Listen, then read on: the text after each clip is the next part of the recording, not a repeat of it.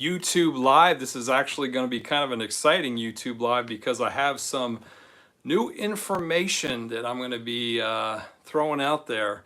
Stuff that I've learned recently within the last couple of weeks that I think have really kind of helps move the investigation further along. So, per typical, I'm going to give people a few minutes to sign on here, and then we'll get the show on the road, as DB Cooper would say. So feel free to pull up an adult beverage, an alcoholic beverage, or a non-alcoholic beverage, and join in with the discussion. Drinking red wine, obviously. I plan on keeping this tonight to about an hour, hopefully not much more than an hour. If even that, and I'll take questions and that kind of thing as well if there are people that have questions. Mark Andrews, good evening as well. There we go. There are my reading glasses there. So we'll give a few more minutes here, just a minute or so for people to join on here. And we'll get this thing underway. We'll talk a little bit about some of what I've learned recently as I've looked into Oak Ridge specifically. And hi, Robin. And also the uranium and thorium particles. So I'll give a little bit of background on that and what that tells us, and why it's important, because I think it is important stuff. So how about another 30 seconds? We'll give another 30 seconds to let people sign on board there. So either way, I hope you're enjoying your, what the fuck is it, Thursday? I think it's Thursday. Yeah, Thursday. Hot as hell over here in lovely Rhode Island in the low 90s, which is definitely unusually hot. So Rich, good to see you here. All right, I'm going to go ahead and get this underway here. So let's talk a little bit about the uranium and thorium particles. Specifically, there were 3 uranium and thorium particles. Actually, what there was there's 2 uranium particles and 2 thorium particles, and one of those particles overlaps. It's a thorium and uranium particle. So we've got 3 separate particles here that were newly discovered with the retesting of that stub 675. That's the one that was done about a year ago that we sort of raised money for on the group, and paid Macron to actually do a little bit more of a thorough test. And the stub 675 was sort of the holy grail stub because it's one that actually came from the tie knot, like right where DB Cooper was touching. And you can clearly see DB Cooper touch that tie knot in that spot a number of times as he was putting it on, taking it off, that kind of thing. And again, this was a clip-on tie, so the knot didn't change. It wasn't like you had to tie a fresh knot every time, and therefore the knot kind of moves around a little bit on the tie. This was a fixed knot because it was a clip-on tie. So either way, those 3 particles, obviously, as soon as I heard about these, I thought, wow, this is a really big deal. This is nuclear stuff. This stuff isn't just floating around. Even though there's 105,000 particles that were part of stub 675, the retesting there, the 3, I thought, boy, that's just, that means something, especially the thorium and uranium, basically together. And I thought, as I dug into it, I thought, Oak Ridge National Laboratory is kind of the place where it seems the most likely place that this could have come from. And this is also keeping in mind the other evidence, like, for example, the titanium powder metallurgy. And you can see that particle right there, that, long bar, metal bar, whatever. That's actually a scanning electron microscope picture from Tom Kay from his Citizen Sleuth's website of a titanium, very small titanium bar. Now, it wasn't until a year or 2 ago that I identified that as actually a piece, a fragment, a particle of titanium powder metallurgy. Specifically, it's called an acicular particle. And why that's important is because titanium metallurgy was only in the research phase during the 1960s and during the 1970s. It wasn't until the 1980s when it became commercialized. So the fact that DB Cooper had this on his tie from, in all likelihood, the 1960s was a pretty strong indication that this guy was in sort of that metallurgy field, research and development, that type of thing. And obviously, Oak Ridge did work on some of that stuff as well. Now, I'm going to address this other particle here in a few minutes because that's a critically important particle. And I'm going to shed some light on this because this is a particle that Tom Kay has called the Zinc flower on his website. And he said, if anybody has any information with respect to it, let him know. And I haven't talked to Tom about this, but he said there were several particles of it, and he didn't really know where that came from or what that's all about. It's going to change tonight because I know exactly what that is and where that came from. So, howdy there. By the way, so either way, I have an uncle who is a nuclear engineer. And my uncle has colleagues that actually worked at Oak Ridge National Laboratory. So as I was talking with him about the data that came from the retesting of 675, specifically related to the uranium and thorium, I asked him if he could take a look at it and also show it to his, his colleague, one of his colleagues that came from Oak Ridge National Laboratory, because they're going to know what the fuck we're dealing with here, what we're talking about here, especially when we're talking about those three particles there. So I went ahead and downloaded all the 105,000 particles, put it on a little stick, and and shot it up to him in Maine. He lives in Maine. And so he recently had a chance, meaning about 3-4 weeks ago, actually about 3 weeks ago, he had a chance to look into this with his colleague, the guy from Oak Ridge National Laboratory. And this is what they said about those three particles. This is interesting. This is newsworthy. They basically came to the conclusion that it did not come from Oak Ridge National Laboratory. They said that if D.B. Cooper had indeed worked at Oak Ridge National Laboratory, there would be a lot more of these particles on the tie. And the fact that you only have 3 out of 100,000 is pretty indicative of what is basically just natural uranium, natural thorium in the environment. And in all likelihood, where those 3 particles came from was actually the bentonite clay, because there is a lot of bentonite clay, as I've talked about before, that's on the tie, in addition to salt and titanium and a number of other things. But the bentonite clay does have, on occasion, traces of uranium and thorium. And these experts, and these guys are experts, I'm not an expert, these guys are experts, they said that in their opinion, that is what those 3 particles came from. In other words, it's environmental. There's no connection to Oak Ridge National Laboratory. Indeed, they're saying that in light of everything that they've got that I've showed them, it doesn't appear that D.B. Cooper or that tie was exposed to Oak Ridge National Laboratory. Now, of course, that's not the kind of fucking thing I want to hear, but it's the fucking truth. And like I said, you can't be a homer. You got to be intellectually honest about this stuff. So this is really, really big news as far as that goes. So I can say with a large degree of certainty now, based upon what these nuclear engineers, these experts have said, that tie did not come from, D.B. Cooper did not come from Oak Ridge National Laboratory. Now, where this gets interesting as well is this other particle here, which is this zinc flower that I'm talking about here. Because before I sort of launched this live over the last couple of weeks, I wanted to dig into some other information, dig into some other particles, and try to come up with some answers so I could sort of speak intelligently and sort of validate some of their opinions, the nuclear engineers' opinions about this stuff. And we have that with respect to the zinc flower. So what this zinc flower is, that has been a mystery as far as I know up until this point, is basically it's zinc oxide, and it's literally shaped like a flower. And where it comes from is when you take steel and you dip it in molten zinc. It's called hot dip galvanization. So hot dip galvanization of steel into molten zinc for the purpose of coating the steel.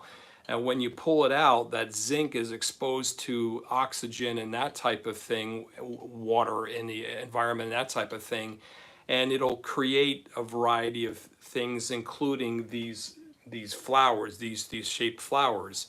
Now, in the 1960s, when D.B. Cooper is obviously wearing the tie, and when this thing came upon D.B. Cooper's tie, the metallurgists were aware of this, but they didn't understand it particularly well. And starting in the 1990s, moving into the 2000s, they got a much better understanding of how they're formed and what they're all about and everything else. And they now actually make synthetic versions of it for some purposes, because there is actually some value in the synthetic version. This is not the synthetic version. The synthetic version, if you see under scanning electron microscope, is obviously different, just the way it's shaped. But this is the natural one, and obviously this is from the 60s. So that is a very, very strong indication that, and there's several particles of this according to Tom Kay on the tie. That's a very strong indication that, again, as we've kind of been saying all along, D.B. Cooper came from a metallurgical background. He came from a place that had steel and titanium and aluminum and a variety of things like that. And it was actually being forged and shaped and researched and all that kind of stuff. So it's not sort of finished final product type of stuff. This is a little bit more ground level, a little more upstream as far as it goes. Why this is also important, and there's a couple of things here I want to get to.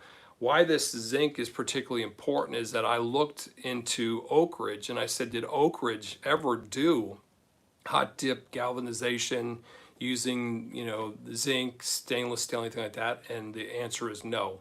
There's no documentation, nothing at all, not a whiff of anything related to that type of work, hot dip galvanization at Oak Ridge, which seems to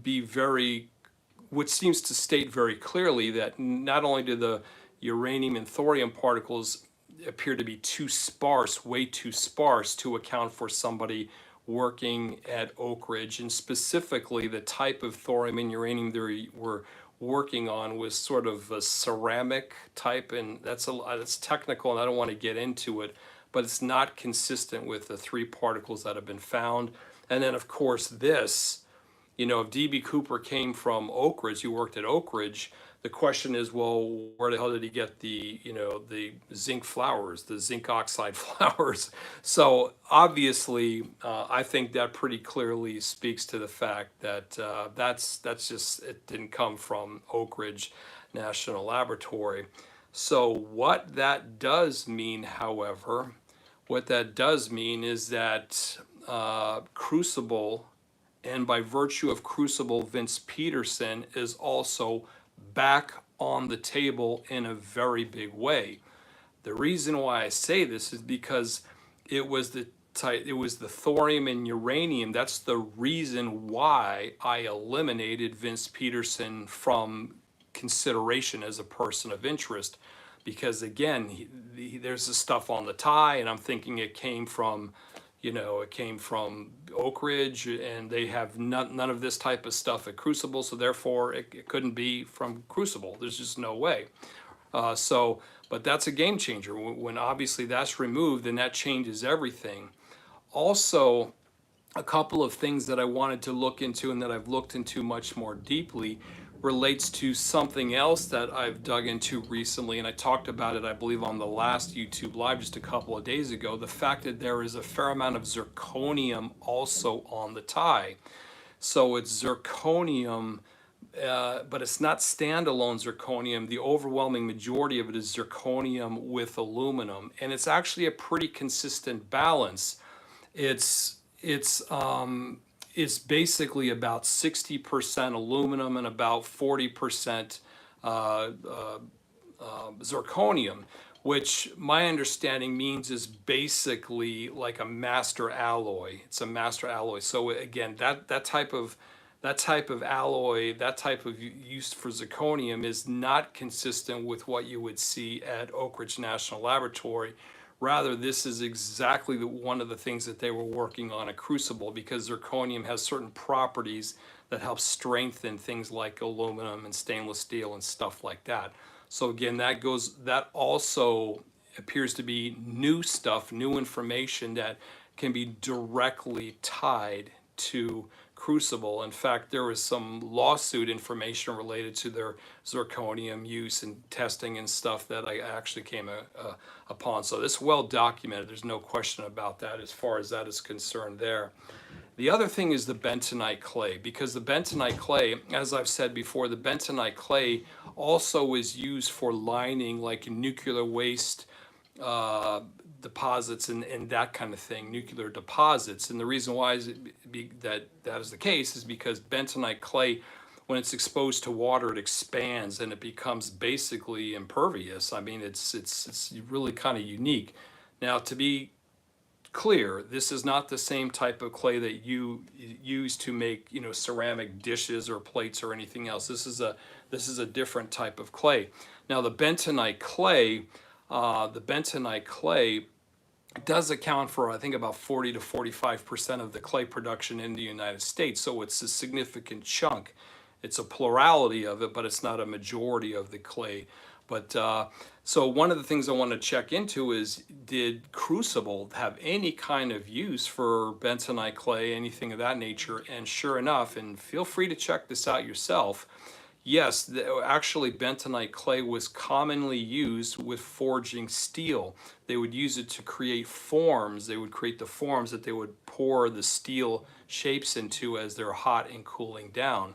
So therefore, the bentonite clay was prominently used in the steel industry as well. Now, I don't know if they used that with titanium. I'm not exactly sure how the titanium stuff was forged or whatever, if they used bentonite clay forms or whatever.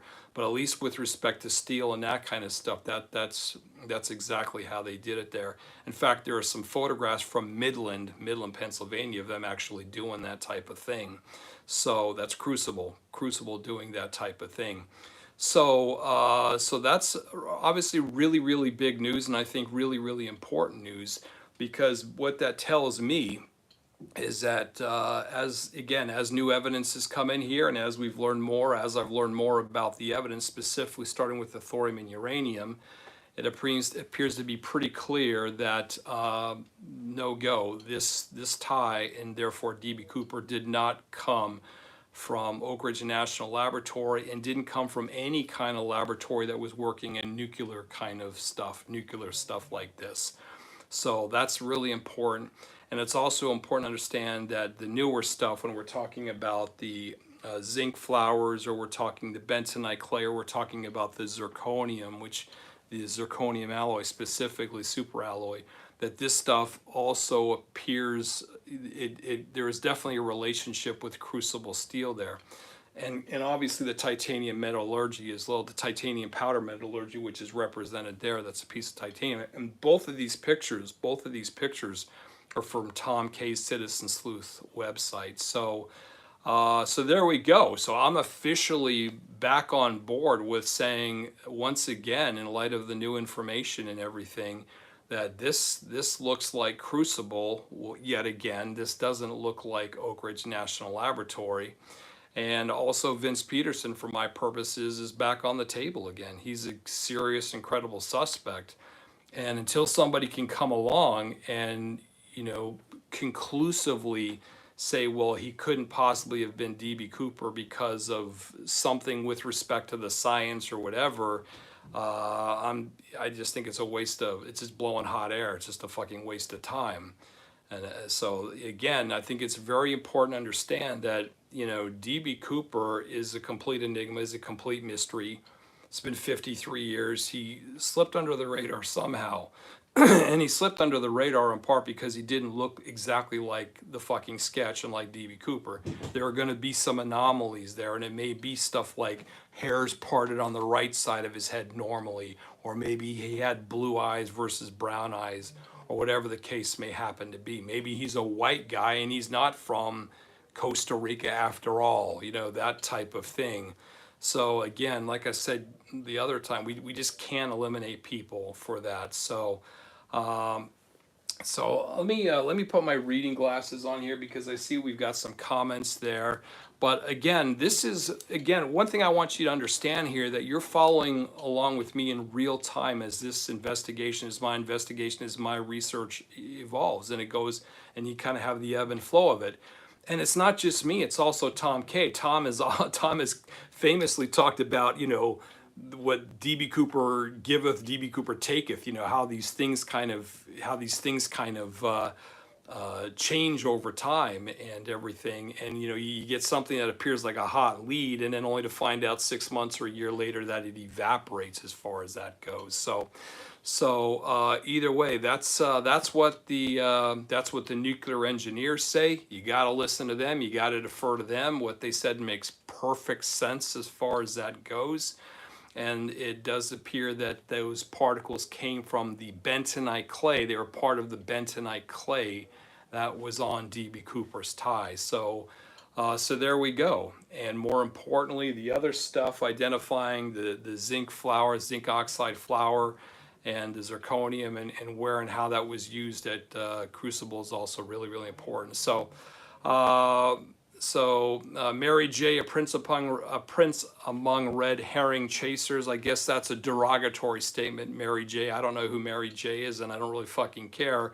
I'm out here basically speaking the fucking truth.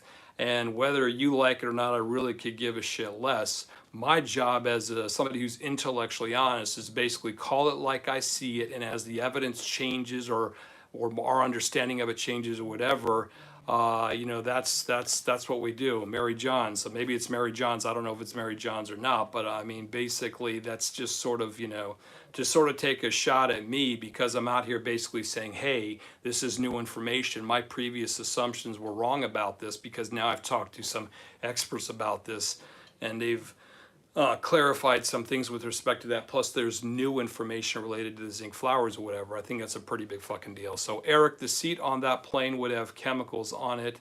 No, I don't think so. I mean, the kind of chemicals and stuff that would be on the seat would be like cleaning supplies and stuff like that. I don't think we have chemicals on the tie. I'm unaware of any chemicals on the tie.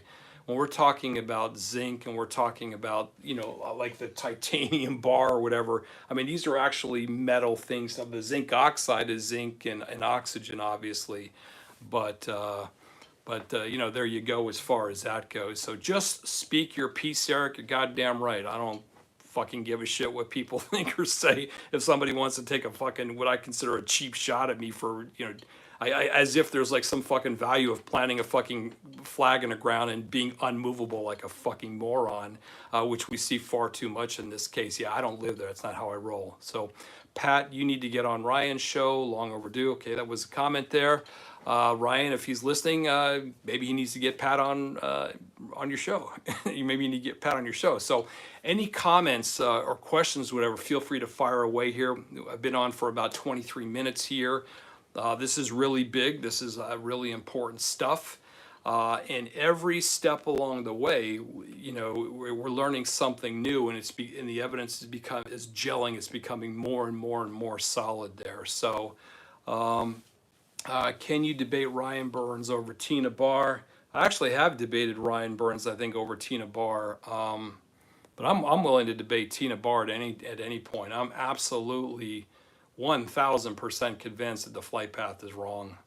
That money, that where DB Cooper landed was very near where the money was found. Yeah, that's how it got there. DB Cooper had got it there. He landed near there. So, but I don't, I mean, Ryan, Ryan can certainly capable of speaking for himself, but I understand why Ryan and most others believe that the FBI flight path is accurate. I get it. But I just look at it very differently. I look at it and say, after 53 years, man, something doesn't pass a smell test here. Something isn't adding up. And my little spiny senses go up, and I'm like, what the fuck is going on here? What can account for this thing? So, but any more questions or any questions related to the type of wine I'm drinking, or the zirconium flour, or the powder titanium metallurgy, or Vince Peterson, or anybody else as far as that goes. I know Vince Peterson for many people has been particularly unpopular. Here's Pat. Hi, Eric. I have very good evidence what company the particles come from. Well, I mean, okay. I mean, what's the company? I mean, I've looked at a lot of companies, and there are very few companies that can account for a lot of the stuff, especially in the 60s. Why do you always try to move the flight path rather than move a guy in a parachute? Well, the problem is that the wind direction was carrying DB Cooper to the northeast. That's assuming that the wind data is accurate, which it probably was. So it was either northeast or maybe more of a northerly direction or what have you.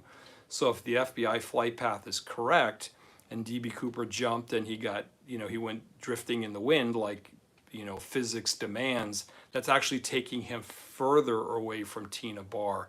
So there's no way to account for DB Cooper landing anywhere near Tina Bar simply by wind, jumping, the FBI flight path being correct, and then wind taking him down there. That just, everything we know about the wind direction and everything that night indicates something else, something otherwise. So, but let's ask some questions here. It's only been 25 minutes or so, but like I said, I consider this a really big deal.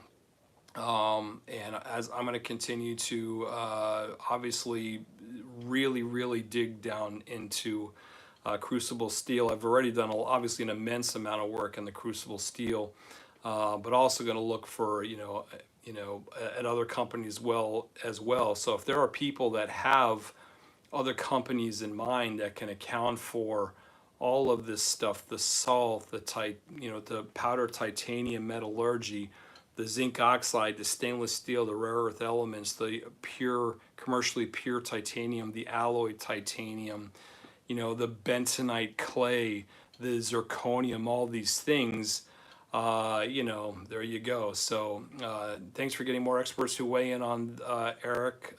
It kind of disappeared quickly, something about condescending or whatever.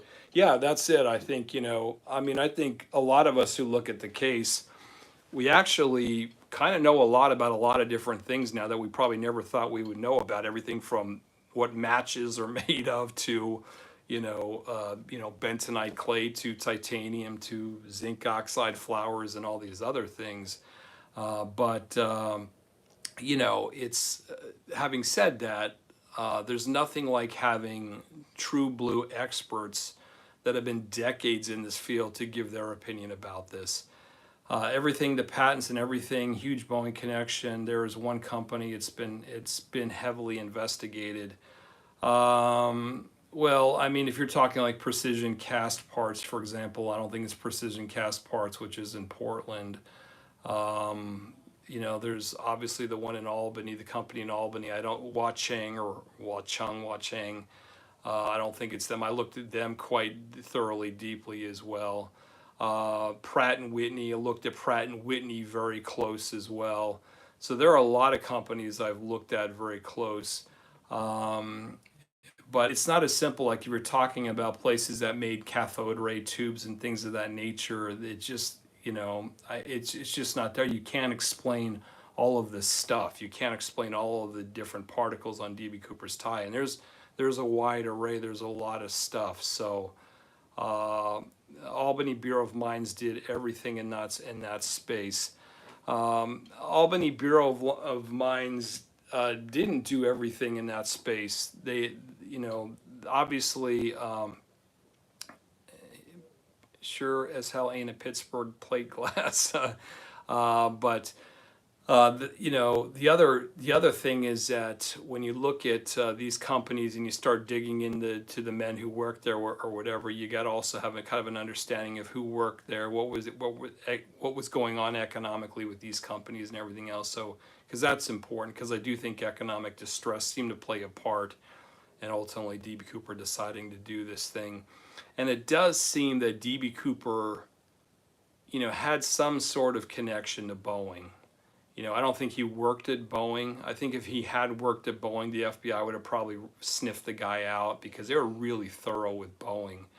Yeah, I just kind of don't think that, that's it. But I agree, Crucible leads the pack, but can't rule out the Bureau of Mines. Yeah, I mean, I'm all ears. I mean, if somebody wants to kind of like, I mean, where basically I live in terms of the particles and things of that nature, then, what if we knew DB Cooper was a Republican? I won't touch that one. You know, but I forgot what I was saying there as far as that goes. But at the end of the day, like, if we find a company, I guess what I was trying to say is if we find a company that can really account for everything there, all the stuff on that's plausible, then yeah, then obviously they have to be considered. They have to be on the table. I mean, that's just sort of, you just can't eliminate a company without that. But part of it is like in the case of Oak Ridge National Laboratory, outside of the zinc oxide flowers, which apparently would never be found there at Oak Ridge, everything else really pretty much could be found at Oak Ridge. The problem is more one of what wasn't found there, and it's the same sort of thing with I want to say yeah, RMI in Ohio. Tom K was all high on RMI initially, kind of like I was high on Oak Ridge National Laboratory. But ultimately, he came to actually sort of a very similar kind of decision based upon what wasn't there. In other words, RMI dealt with sponge titanium and creating sponge titanium and that kind of stuff a little further upstream. And there was no sponge titanium on DB Cooper's tie. So it's like, why would all this other shit be on there, but not, the sponge, which is like really, really a big part of the process. So by virtue of that, that was one of the things that compelled Tom to say it doesn't look like it could be RMI, is as far as my understanding of what Tom said. And that's sort of the same kind of thing here that I'm finding with found out with Oak Ridge, is that there are some things that just should be there that aren't there, and there are other things that are there that shouldn't be there, which is, again, at this stage of the game is enough to basically, no dice, baby. You got to cross them off the list. You got to just basically, you got to be done with it all. So I saw something about SST in Boeing. I look very heavily into Boeing, especially as with respect to Sheridan Peterson. And again, when you're talking about the commercially pure titanium in particular, it's really hard to account for the sheer magnitude of commercially pure titanium being on DB Cooper's tie, because Boeing predominantly worked with alloy titanium. That's not to say they worked exclusively, because there was some commercially pure in parts of the aircraft. And for example, the JT8D engine, the type of jet engine on the 727 that came from Pratt & Whitney, they have commercially pure titanium that is kind of, there's like shields of it that are kind of on the outside of, they're inside the engine cowling, but they're outside of the engine itself. So, I mean, but the point is that it gets to be really hard to explain some of these things. And we're talking something like the titanium and antimony alloy, which is very important not to forget, that titanium and antimony alloy, something that wasn't commercially produced, that leads directly to crucible steel. It doesn't lead anywhere else, at all. So that's, it's just, it's something that you have to keep in mind. It's something that you have to consider as far as that goes. So before I go here, let's see if we get any questions here with respect to anything DB Cooper related, and I'll do my best to answer them, and we'll go from there. So again, cheers everybody. So I have to admit, I was disappointed when my uncle reached out to me and explained to me what they said. I was like disappointed. So yeah, Boeing employee is out, but a metallurgist for, say, crew who consulted on the SST is a possibility. Thanks, Eric, for finally bringing in actual experts. Let's continue on that track. Yeah, I mean, absolutely. It's a good idea to have experts that come in and take a look at some of this stuff. And yeah, I mean, it's very, very helpful. And we've had a lot of experts when we've talked to pilots about the Boeing 727, and we've talked to all kinds of experts. And Nikki Broughton has done a terrific job of talking to people from all over. I mean, crazy shit. People who worked at Sky Chef restaurant to people who were metallurgists, to all kinds of stuff. And it's insane. And honestly, people who are members of the DB Cooper Mystery Group, we got a fair number of people a lot of people who are specialized or have specialized knowledge that are members of the group. We've got 5,300 members, So there are going to be more of a handful of people that are experts not only in the science part but also the legal part that can kind of speak to, like the Hobbs Act and things of that nature, the statute of limitations and why Cooper may have done this or why DB Cooper may have done that. We obviously have people from law enforcement that have piped in that have talked about different aspects of the investigation or the way things are done or whatever. So yeah, I mean, to the degree that we can kind of lean into those people, I think that that's really important. Where is Tom K these days? Tom's around. He was in Central America for a period of time, and I think I'm trying to think if he was in Africa or someplace like that. But yeah, I communicate with Tom occasionally still, but he's around. I think he's back in Arizona now. Tom is heading to Wyoming for the summer. That's great. Yeah, Tom will be heading to Wyoming for the summer because Arizona is just a little too hot, especially starting in June. So it's a little cooler up there, and I know he's got some stuff that he's working on with dinosaurs and that kind of stuff up there in Wyoming. So let's give it a few more minutes here.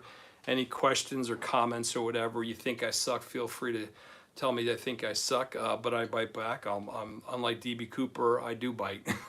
If it's fair, if it's a fair criticism, I'll take it. I'm man enough to take fair criticism.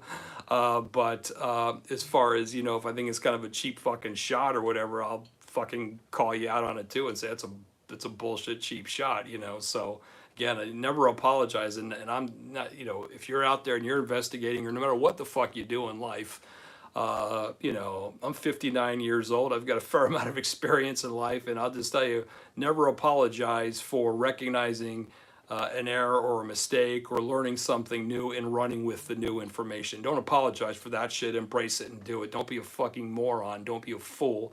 Don't be an idiot. And, stick your head in the sand and pretend like the new information doesn't count, doesn't matter. You can ignore it.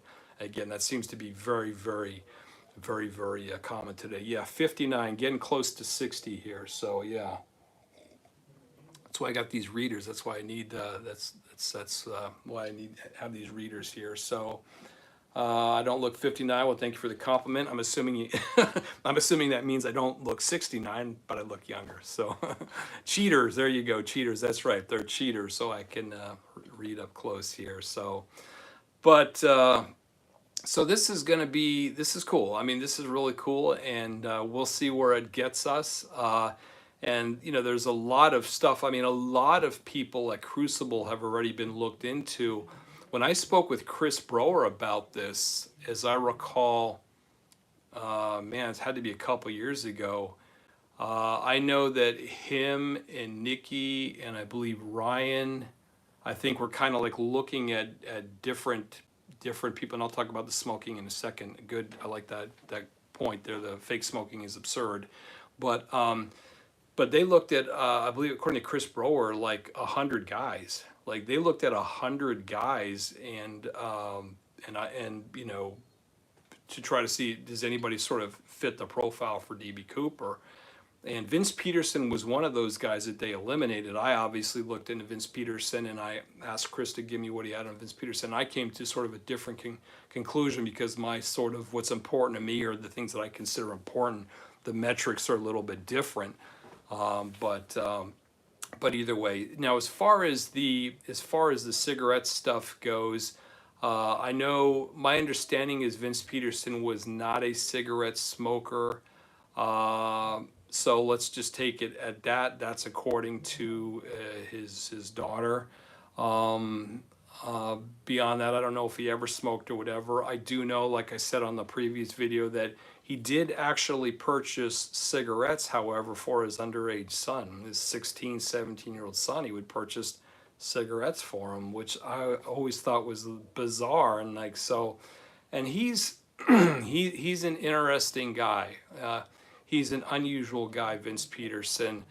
To be clear, being unusual or being a little bit kind of to yourself or kind of a little bit, odd in a way, doesn't make you DB Cooper. And I want to be clear. I don't know if Vince Peterson was DB Cooper or not. It's not that I haven't said it 1,000 fucking times already, but just to be crystal clear, I don't know. But as far as my stuff is concerned, as far as my stuff is concerned, I consider him really like at the top of my list for a number of reasons, not the least of which is I know what the guy was working on. I know something about his personality, and he kind of just like checks a lot of those boxes there. So now, as far as the smoking and stuff is concerned, yeah, I don't know. I mean, could DB Cooper have been faking it? I don't know. All I know is DB Cooper was deceptive. And I've said it before, I don't trust DB Cooper. I don't trust what he says. I don't trust what he did. I don't trust how he looked. I don't trust a lot about DB Cooper because he was, in my mind, clearly being deceptive, trying to throw the authorities off. So when you look at everything that he said, everything, the manner in which he presented himself, and everything that he did, habit-wise or what have you, I think you just have to take all of that with a grain of salt. With a grain of salt. He was very deceptive. He was a criminal. Well, he was a criminal for at least several hours there. Yeah, he was a criminal. So I saw a question about the fascios and cow mutilations. Yeah, I've talked with Richard about that. So yeah, very interesting stuff. The cow mutilation stuff that took place there on Tina Bar, the Fazios land there. Dr. Bob Edwards. Yeah, I mean, I've talked with Dr. Bob Edwards. It's been a few years, a handful of years. He reached out to me and we had direct communication. When he was writing his first book, my understanding is that he's writing a second book. I think his conclusions are flawed, but again, I think pretty much everybody's conclusions are flawed except mine. And I think even my conclusions are flawed in some ways. I know that they're flawed in some ways, but putting a finger on or identifying where I'm wrong, where the flaws are is not easy, but I'm pretty sure that, there are parts that of the story as I believe them to be or understand them that are incorrect. So, so there you go. So I would make a real big deal out of it. Mount Rainier also has Bigfoot sightings, crazy area. Yeah, that's the Pacific Northwest is really, really, really a cool spot. Let's not forget Mount St. Helens blowing its top there in 1980 as well, and laying a shitload of ash all over the place, including down in Tina Bar area. So, but all right, I think that's pretty much about it. So I will just conclude by saying a couple things here. First of all, if you're not a member of the DB Cooper Mystery Group, go ahead and join. DB Cooper Mystery Group doesn't cost a dime. You got a lot of really good content there. You got a lot of people that know what they're talking about in a lot of different areas.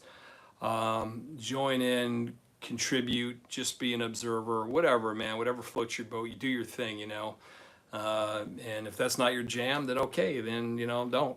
So, but it's pretty civil. We're pretty cool there, I think, and we have very few problems with people and personalities and stuff like that. Occasionally things arise, but I know that that's one of the big reasons that a lot of people don't get involved in these kind of things is they're afraid of getting attacked because of a theory, or they think a question is too stupid or whatever. No, there aren't any questions that are too stupid. You just do your thing as far as that goes there.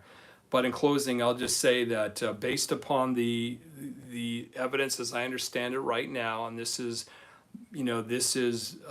based upon the input of experts in the nuclear field, and based upon some of this other stuff here that I've been really digging into recently. I do believe that DB Cooper did not come from Oak Ridge. I think the evidence points away from DB Cooper coming from Oak Ridge National Laboratory, or any laboratory for that matter. And I do think that Crucible Steel, in light of the fact that they can account for things like the zinc oxide flour, they can account for the bentonite clay, and of course they can account for the zirconium and all the other stuff there.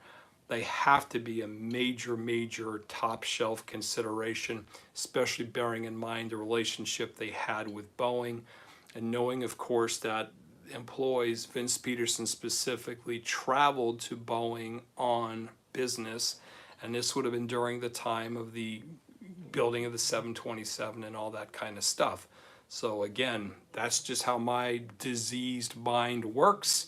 And it seems pretty logical to me. I know others may disagree, but you know, who gives a fuck? I don't really care. I got to do my own thing, and there you go. So, but so that's where things stand today. That's where things stand today. And who knows? Who knows? This is all kind of an ever evolving and ever shifting environment. And who knows what we know in a month from now? Maybe something new will come of this stuff, and we'll have something new. So either way, I'm going to go ahead and just leave it at that.